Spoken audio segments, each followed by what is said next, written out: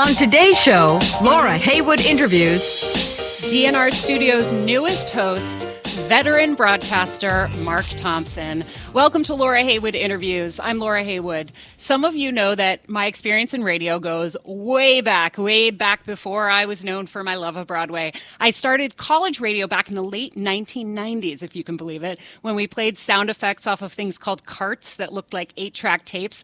Every song had to be queued up individually, and we had no automation, much less anything like streaming.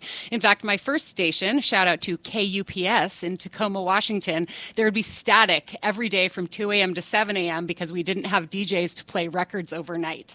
After I graduated from college, I went into sports talk radio in San Francisco while still DJing in pop and classic rock formats. And then I moved to New York City, where I spent a decade as a talk radio host, producer, and talent booker.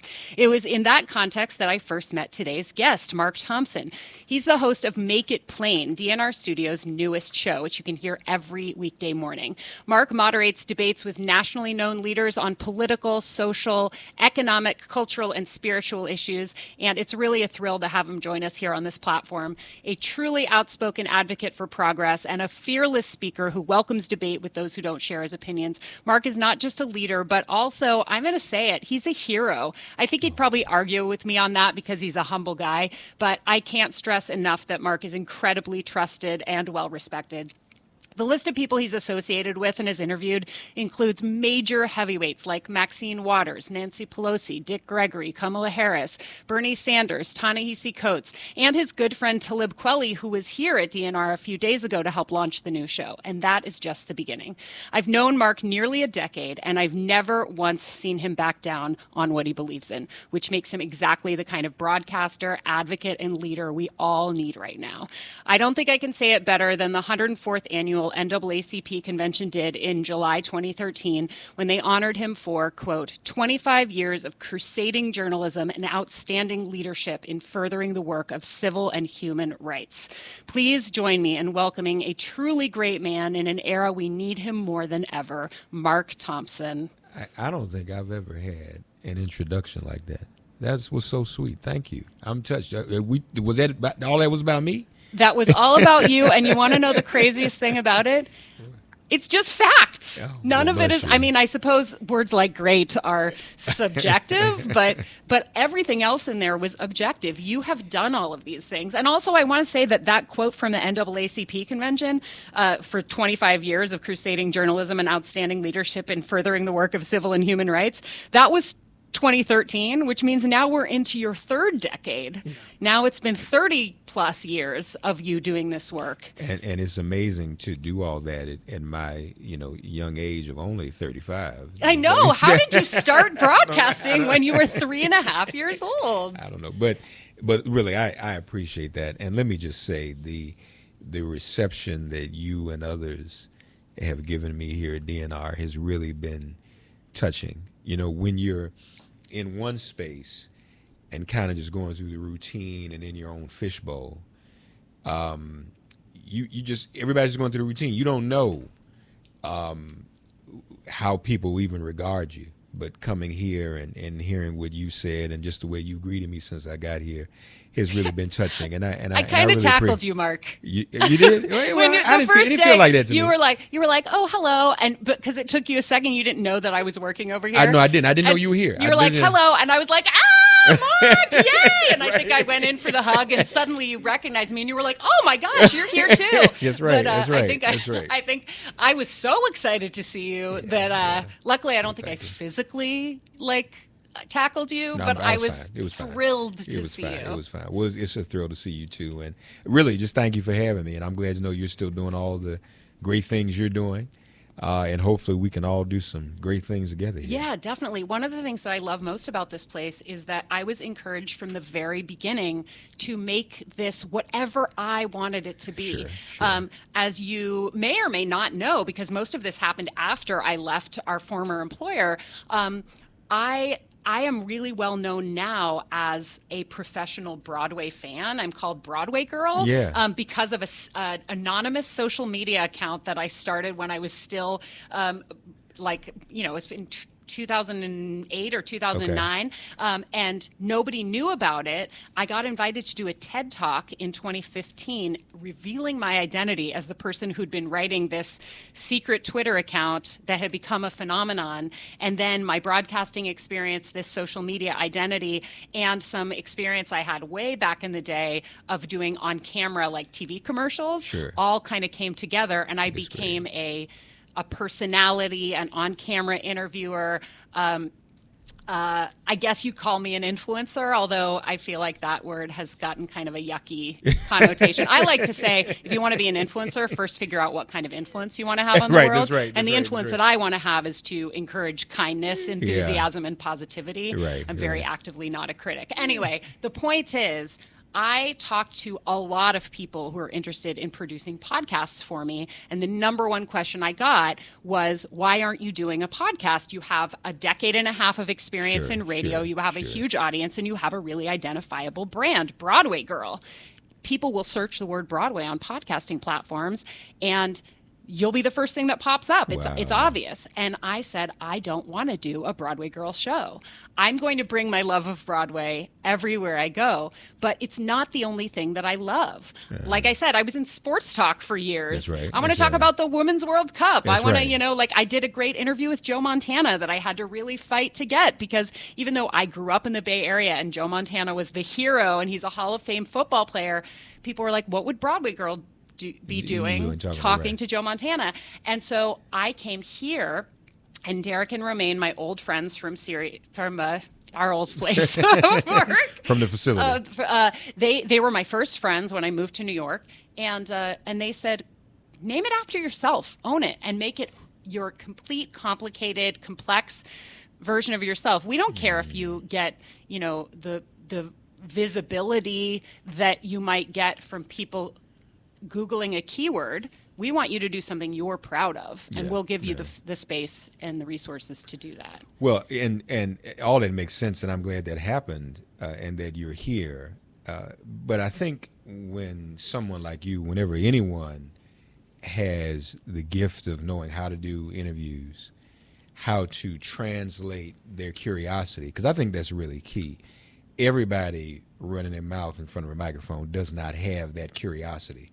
Some people like to talk about themselves more so than the subject, but you've always had that curiosity about all of those things. So sure, you can do all of that. Obviously, the sky's the limit, and you've been doing it. So congratulations. Thank you. I like to say that my origin story is when a former boss told me I needed to stop getting so excited to come into work every day, because if I was a true professional, I'd be jaded by now. Oh my God. And That's so at the time, it crushed me. It totally crushed me. But now I see it as like, well, that just means I wasn't in the right place. But nobody's stopping this. Nobody's going to dim my bright light. And if I was doing a show that I called Broadway Girl, then I don't know that I'd be able to have Mark Thompson on the show. Well, and to be honest, I mean, we could talk about August Wilson, because I know you're an August Wilson fan. I just mentioned August on my first show earlier this week. On Monday's show. Because I actually had one of my first callers was a listener from Pittsburgh, and we talked about August. But that versatility, I owe some of that to you, because when we were working together under the same roof, and a lot of what I did was political. I mean, let's say honest, 90% of it. But when I wanted to branch out and talk about other topics, you helped me to do that. And so I was able to talk to people on Broadway, other people in entertainment, and it wasn't always political. It was interesting. Even if we didn't intend on having a political discussion, some people would come in studio with me and they would say, you know what, I do want to say something about politics, and they would ask my permission. Go ahead, we're doing an interview. Say whatever you want to say. Because we're all well-rounded. That's right. And that's the thing is no one's one-dimensional. And it infuriates me when people on Twitter or whatever other social media platform, or when people call into radio shows and they say something like, stay in your lane. And they're like, you're an actor, stop trying to pretend, like stop trying to influence politics. It's like, I'm also a human being and a constituent of this administration, and I'm going to talk about it. You don't tell like a welder, stick to welding. It's like talk about whatever you're passionate about. Well, the other thing too, Laura, at the end of the day, what we do, and I think what this platform does, or what anyone out there listening is doing in terms of a podcast. I mean, people are, have their own ideas, and people should pursue those. But just like everything else, think about it, when the shows, the talk shows in particular, that the average person enjoys are rarely one-dimensional. Mm-hmm. So you've got, all these different things going on. I mean, network television still makes some of its bread and butter on the late night talk shows. Mm-hmm. They definitely aren't one-dimensional. They'll talk about everything. So you want to give people that diversity and versatility, and I know you enjoy doing it, and I enjoy doing it as well. It's hard. It's going to be harder for people to find. Yeah. And so that's why I always encourage people to share it, because people who know and love me are going to search Laura Heywood and find me. Yes, right. But people who haven't heard of me before are not necessarily going to find me. Mm-hmm. And so I think that's where branding becomes an issue. And anyway, I could go on forever about this. The other thing is that while I talk about this show, Laura Heywood Interviews, as a podcast, it is also a live radio show through DNR Studios. And the reason that I talk about it as a podcast is that I'm very aware that, because for my show, every single episode is made available for free. Okay. It's a week later, and you can only listen live if you're a patron of dnrstudios.com/Laura. Right. But the way that I frame it is, I don't know what everybody's financial situation is. This is a labor of love for me. Sure. And I want to make it available to as wide an audience as possible. And then I ask, like, with an open heart, like, I'm giving the show as a gift to you. And if you have the $6.95 a month to give back to me to help me keep making it, then I would appreciate that. And maybe you don't now, but maybe someday you will. Right. And so I talk about it like a podcast because the vast majority of my listeners listen to it that way.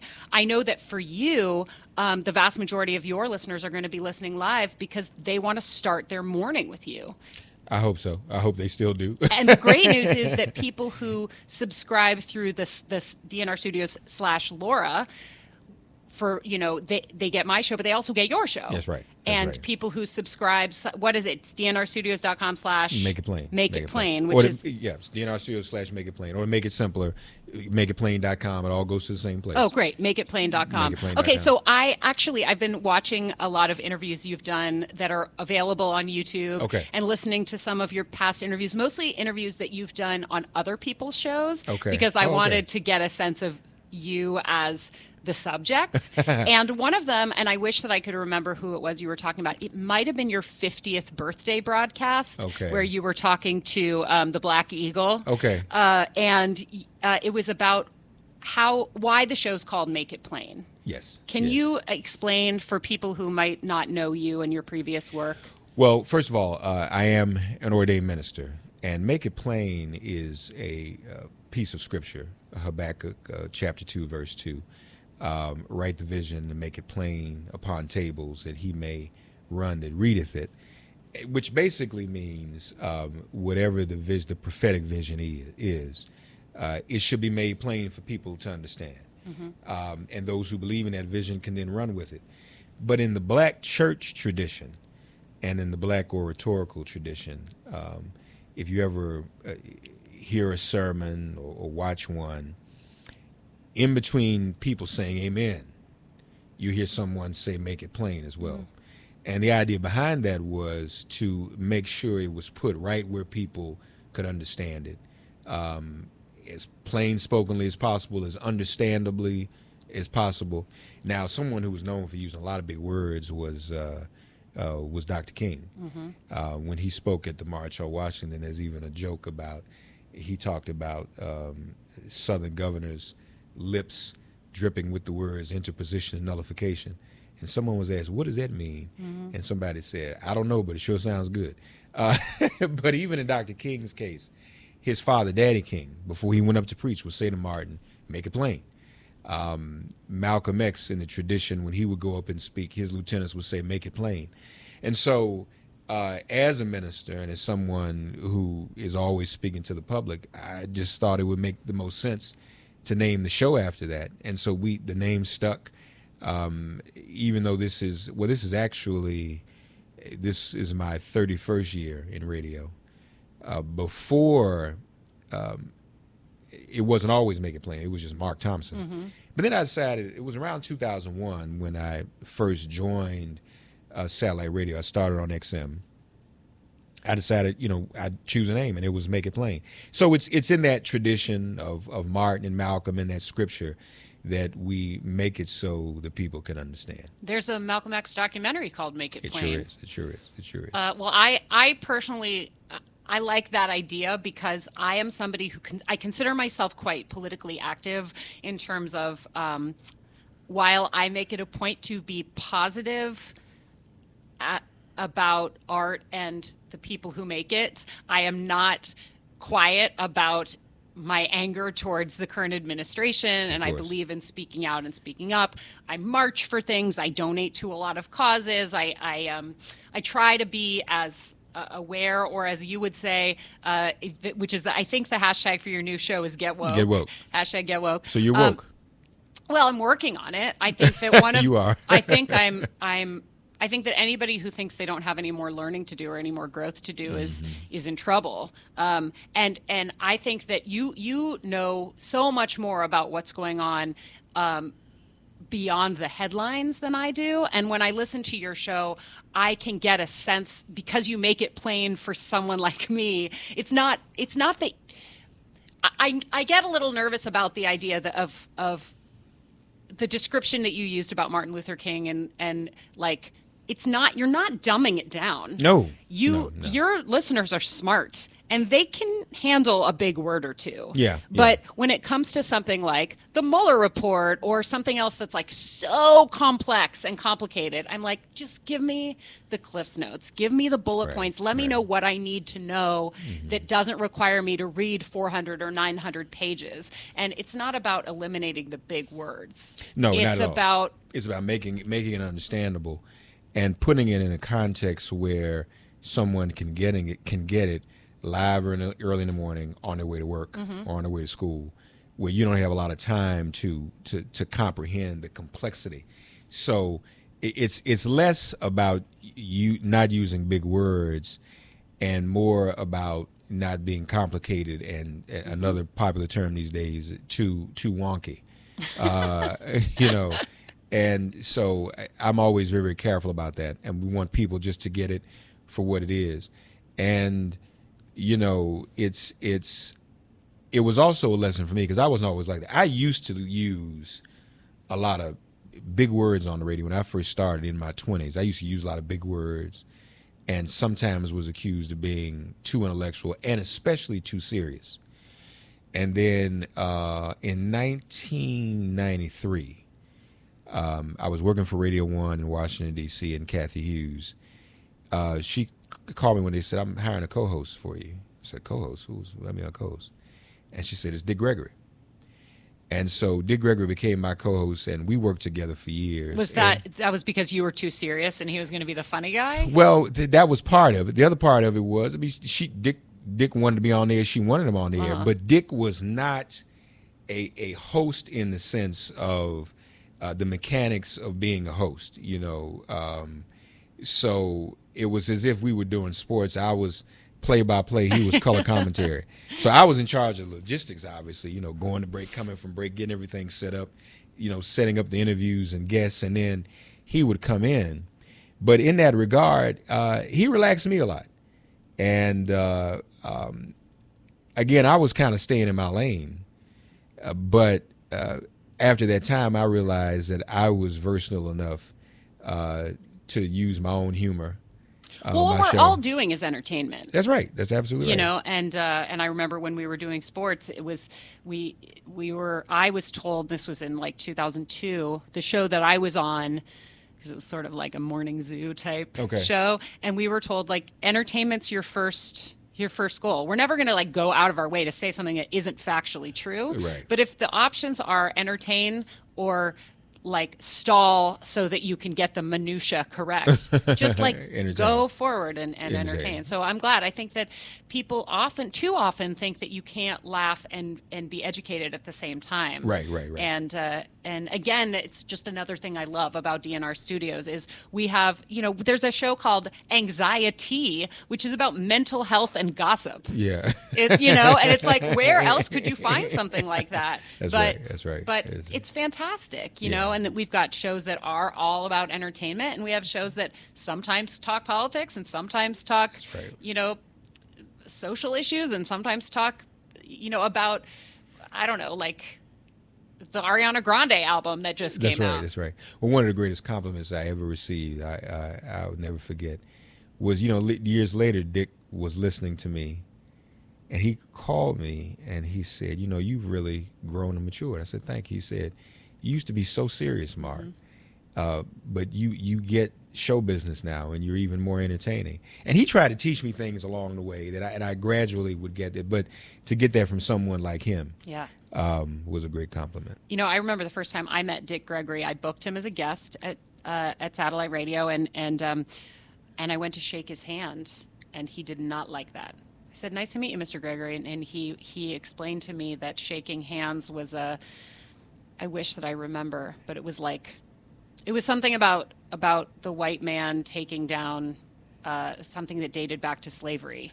And so we fist bumped it instead. And I remember, it's like, this is a guy who's not just about being funny either. Yeah, he's always out to educate and entertain. That's right. And I should probably do my research, and I don't know. I mean, do you shake hands? Yeah, I do. I don't remember Dick's position on it. Dick had a lot of positions on different things, so I don't particularly remember what his thoughts were about shaking hands. I thought he was going to ask you to hug him, because that's what he always liked to do. Oh no, I would have hugged him.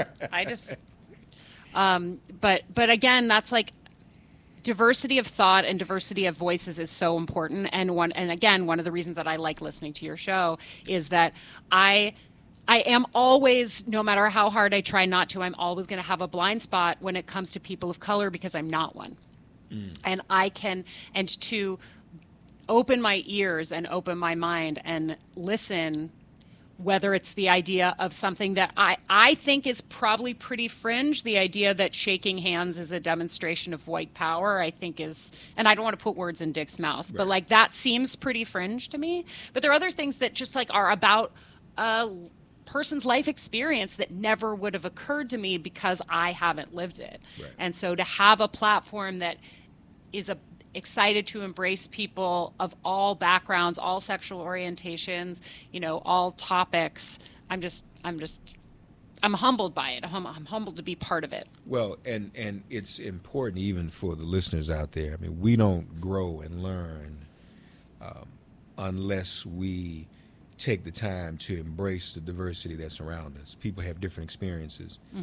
And so it's important, I think, for each of us to understand what those experiences are, and that my perception on something may be very different from another person who comes from another background of diversity. Right.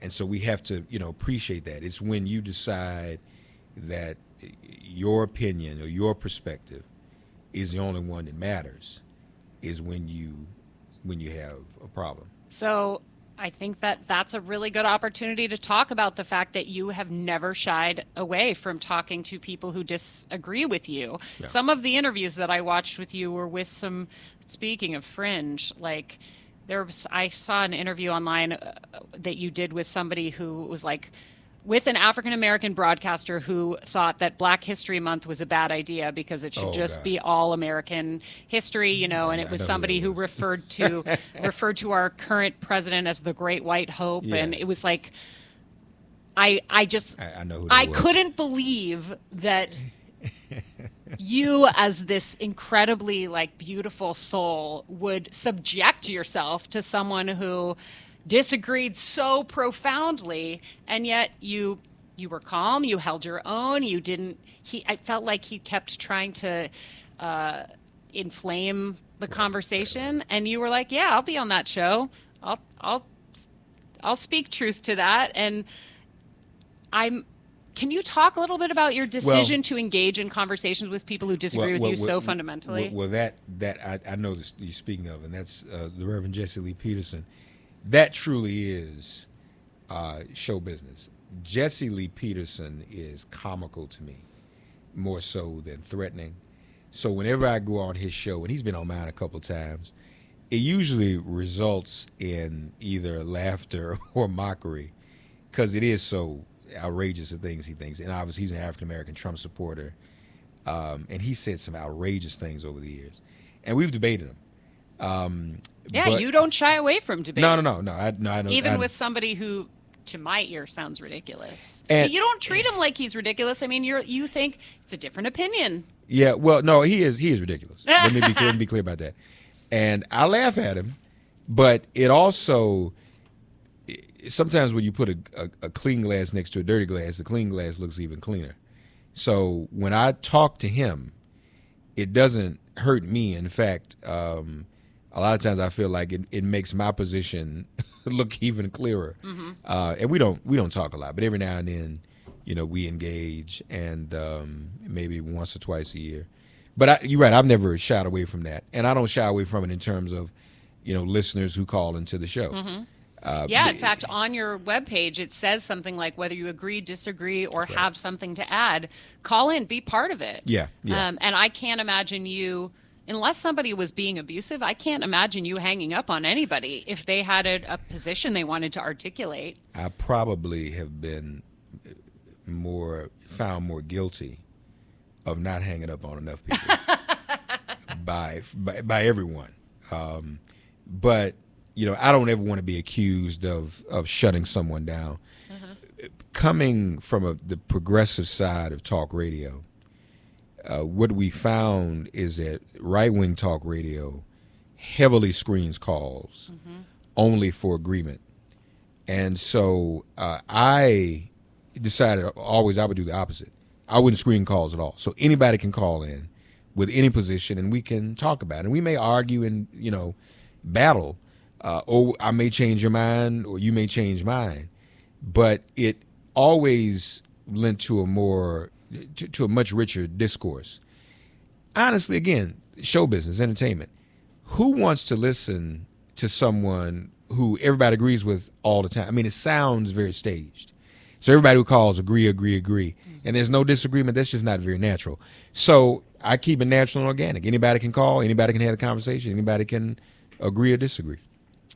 Do you want to talk about, there was a confrontation recently that indirectly led you to be broadcasting on DNR Studios. Do you feel comfortable talking about that? Only to say that that incident, was something that, obviously was disturbing and very controversial. But the individual who was involved in it and myself sat down and made peace. I saw that on YouTube as well. Yeah. And, but I will say that it is, and I'm not talking about him per se, because we talked about it, he and I. But we are seeing and going to see more of things like that as we head into 2020. There are efforts to cause confusion and division within the African American community, and to target those most critical these days of the person in the White House. Now, there was no question in my mind that that's why I was targeted then, and am still being targeted in many ways. And I'm not the only one. Every African American with any tenure in media or politics right now, if you go on Twitter, is under some form of attack and being called into question and all of that from those who want to discourage black voter turnout. Now, again, the individual I was involved in the incident with, I'm not convinced that that's what his agenda was. Right. But my reaction at the time was due to the fact that some of the rhetoric he was using was the same as the rhetoric of those who had been attacking and threatening me physically on Twitter. Well, nobody thinks that they're under the influence of Russian trolls. You Right, know, right, people think, right. no, I'm an individual thinker. You Right, know, right, and so looking at trends, I think, is important. And any individual may or may not. Like you can fit a trend without necessarily knowing where the influence came That's from. right, that's right. But what it reminds me of was, you know, in leading up to the 2016 election was the division with Democrats and, you know, all of the you know, the social media discourse encouraging Bernie Sanders supporters to actively criminalize Hillary That's right, Clinton. that's right, that's You know, right. when it wasn't about, when we should have been saying you can have a preference, but either one is better than the alternative, and instead sowing discord from the inside. And it sounds like that's what's going on as part of this reparations debate, which, again, this is something that I feel like all I have to offer is an open ear to listen. Yeah. And if you're comfortable with it, I'd love for you to explain, because I know that had the idea of reparations had a big part in, and has a big part in Right. the way that some of the trolls, quote unquote, are attempting to Drive a wedge. to drive a wedge within different factions of the African American community. Yeah, and the electorate in general, because here you have probably was going to be one of the most contentious elections in our history, and the issue of reparations, which obviously is inflammatory to some, being brought up in that context. And in 2016, we found there were a lot of non-organic online debates, fake accounts, fostering division. And so In the name of African Americans. in the name of African Americans, and they were just outright fake. And you know, and on the question of bots, you know, people say, "Well, I'm not a bot," but you're right. You don't have to be under the influence. Right. But I mean, we've identified accounts today, Laura, that literally tweet 24 hours a day, every 5 minutes. That's not a human being. Right. I'm sorry, that's just not happening. And then the profile picture is a picture that someone took on a Kodak maybe 30 years ago. Everybody has a cell phone now. There isn't you know, grandparents know how to take selfies. So if you see an account with a non-digital photograph or no photograph at all, these are the signs, particularly saying, don't vote. Right. That is a voter suppression mechanism. Some of us have met with Twitter about that. And they're going to be making some announcements soon. Put it this way, in other countries, just like on Twitter, when you can flag an account or report an account for abusive behavior, in other countries, not this one yet for some reason, as bad as it is, but in other countries on Twitter, you can report an account that is promoting voter suppression, believe it or not. So if it just says like stay home on Tuesday, or if it says like remember to vote on, what was it, like it said something like remember to vote on February 30th, which isn't to date. So I think Twitter's going to be making some announcements soon about that. But it's really not about reparations.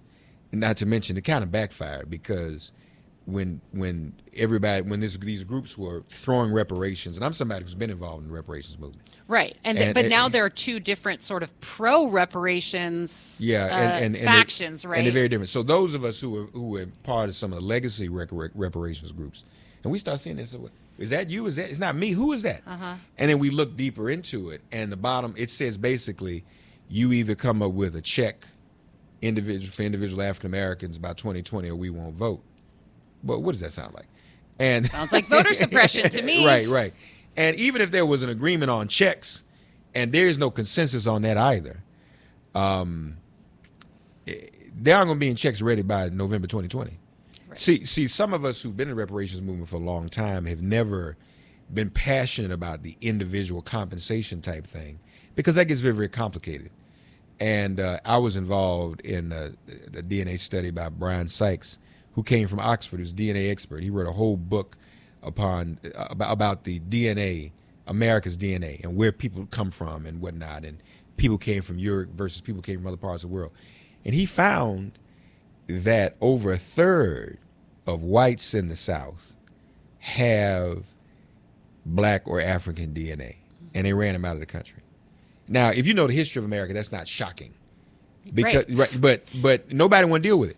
But watch this: if somebody says we have checks for descendants of African Americans, a whole lot of white folk gonna become black overnight. I got some blood in me, and not to mention the fact that the legacy organizations who've been involved in reparations law have discussed investment, capital, all those types of things, as opposed to individual checks, because of the confusion that would cause, and that not necessarily leading into righting some of the historic wrongs. So I'm just saying, is anyone who sees something that says either a check or we don't vote, it's just not legitimate. And I know you're a Georgetown grad, and Georgetown. Well, actually, no, I attended Georgetown. I didn't end up graduating. Okay, you're a Georgetown. You went to Georgetown at some point. I did. And I know Georgetown has made some. Yeah, they had no choice. How so? Well, I mean, that was a hell of a story. It was right in their backyard. They couldn't dance around it. I mean, they sold slaves, separated families to keep Georgetown University open. I didn't know that. Yeah, that's what happened. That's what happened. Horrifying, and it also sounds like stuff that's happening right now. Maybe not in the name of a college, but just the idea of family separation. But to be fair, Georgetown is the only university to do that. But when it was found out about Georgetown, and somehow even it wasn't in the abstract either. People were able to research individuals and names and current lineage. So we know folks walking around today who are direct descendants of some of those slaves Georgetown sold in order to keep its doors open. There's even some research being done. When I was at Georgetown, I worked for Coach Thompson. I was a manager of the basketball team. There's even some research that may show that some of those enslaved ancestors were some of his, in fact. Wow. And now he's coaching there. Yeah. Well, he was. Yeah. He retired. But when you think so they about, had to do something. Oh, it was just, it was, and the way it unfolded, there was just no PR, no spin to put on it. It was very transparent. And I actually commend the university. I know the president. The current president was a classmate of mine when I was there. Very progressive gentleman. And he wasn't the type to cover it up anyway. So if any institution was going to step forward and hold itself accountable in a situation like that, I would expect it would be Georgetown. So I totally agree that when it's that cut and dry, you got to do something. I also think that Americans America as a union is accountable, and and again, I don't want to speak out of turn. Sure. I want to listen. Okay.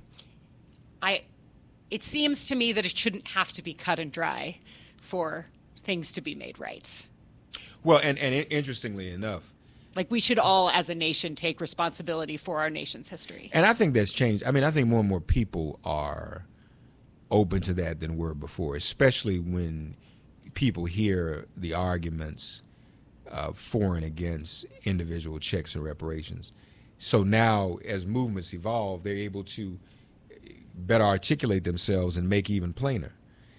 Also, as we find, this, once we all become infected with, prospects of equality and diversity and revolution, it's hard for one group of people to advocate for its own equality and ignore the same rights of others. Mm-hmm. And so I think that there is, for that reason, there's momentum building. We went from a piece of legislation that was going to study whether or not there should be reparations to now a piece of legislation that the Speaker supports that would appoint a commission to determine what form the reparations would be.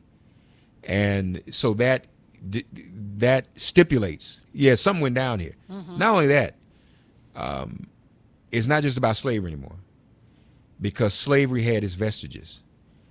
Lynchings, Jim Crow, the loss of the right to vote, segregation, so many things, redlining, as Ta-Nehisi Coates wrote so eloquently about in The Atlantic. That changed a lot of people's hearts and minds. Oh my gosh, people just Google that.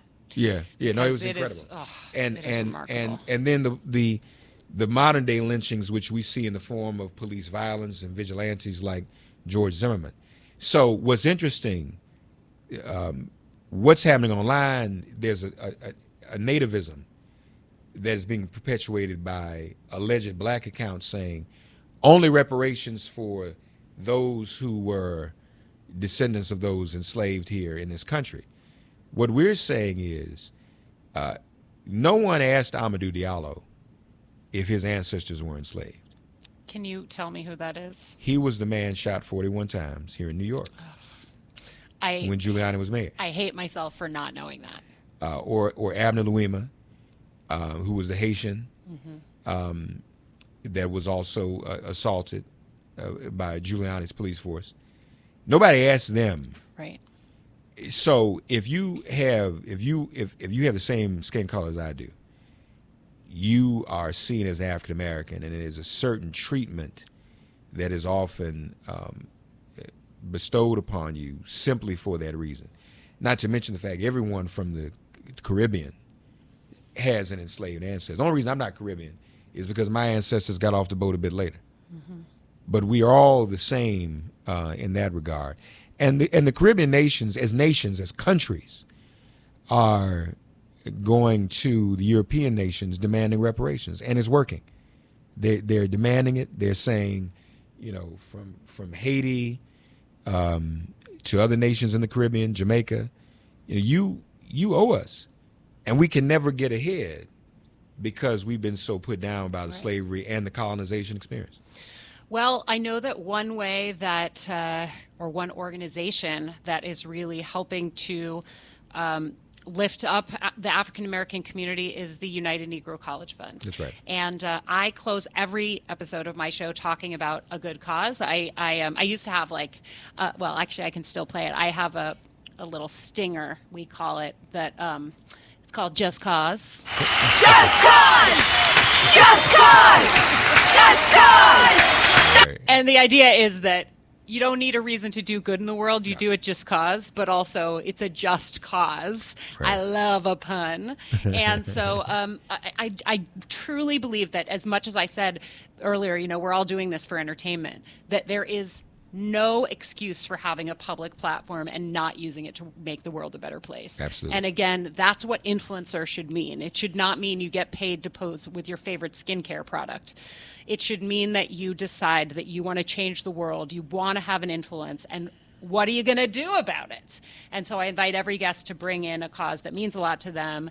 And you have chosen the United Negro College Fund, which is a remarkable organization that, to quote their website, envisions a nation where all Americans have equal access to a college education that prepares them for rich, intellectual lives, competitive and fulfilling careers, engaged citizenship, and service to our nation.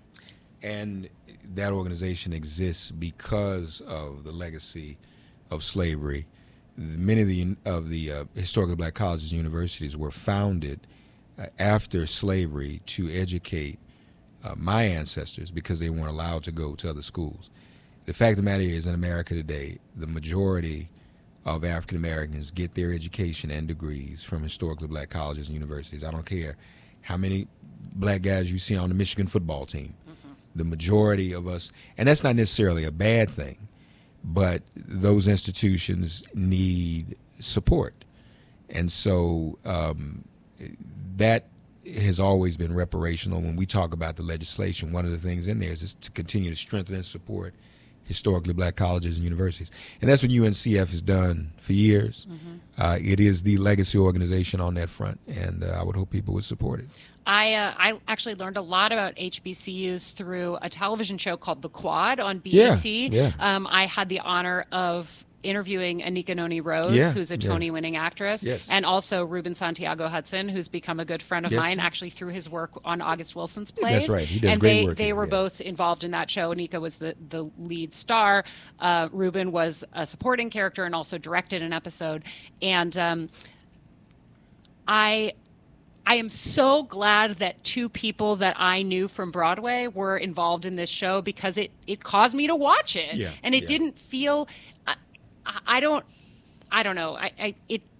It's heartbreaking to me that it ended, because it was a brilliant Yeah, television yeah, show that really felt like it was about college life. Yeah. And it was a history lesson for me in HBCUs, without feeling like I was sitting down to have a history lesson. Yeah, right. It was very good. entertaining, and it had was. scandal, and it was like any other sort of, not soap opera-esque, but dramatic television show. right. It had some unrealistic elements, but the history and the importance, there was a whole storyline about whether their Georgia A&M, which was, it's a fictional HBCU, whether it should be sold to a larger university system that was not HBCU, and that would allow it to survive, but it would also remove its history. And I'm sure that series, it's 2 seasons. I'm sure it's available online. Sure. And I would say stream it, binge it, because it's just a good history lesson in the form of fictional entertainment. Yeah. And Mark, I am going to make a donation to UNCF in your honor today. And I'm going to ask that all of my listeners do too. I am a big believer in the idea that many drops can make a big splash. And it doesn't matter if it's $1 or $5 or $25. If you get in the habit of putting your money where your mouth is, and if we all did it, if we all donated $5 a week to the causes that we believed in, the world would be a better place. And we might have one less Starbucks coffee. Yeah.